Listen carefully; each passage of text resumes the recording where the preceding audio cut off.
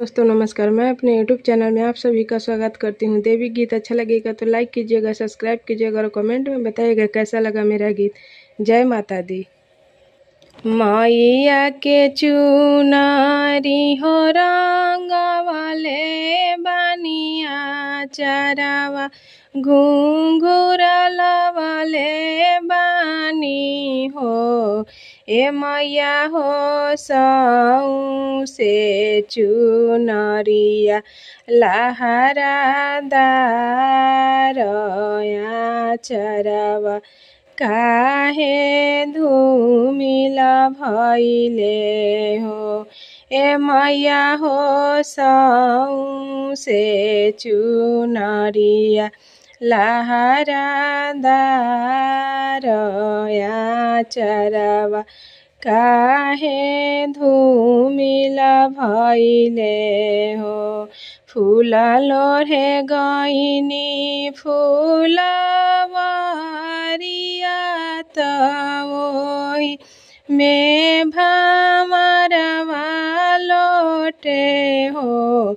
ए भैरो भैया उहे हो भमरवा रस लेला चुनरिया हमरो धूमिल भइले हो।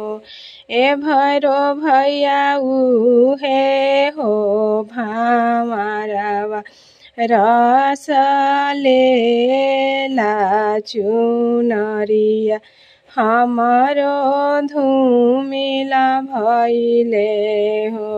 एतना बचन भैरो भैया सुनेले सुन हुन पावेले हो।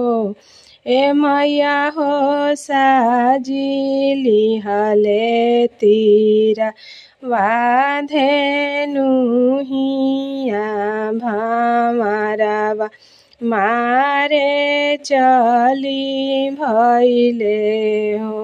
ए मैया हो साजिली हले तीरा वाधेनु हिया भमरवा मारे चली भइले हो।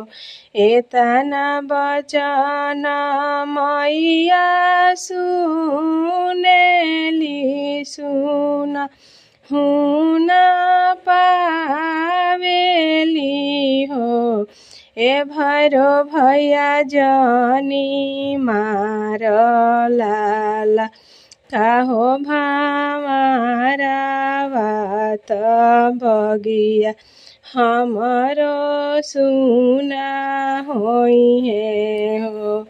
ए भैरो भैया जनी मार लाला काहो भमरवा त बगिया हमरो धूम सुना होइहे हो।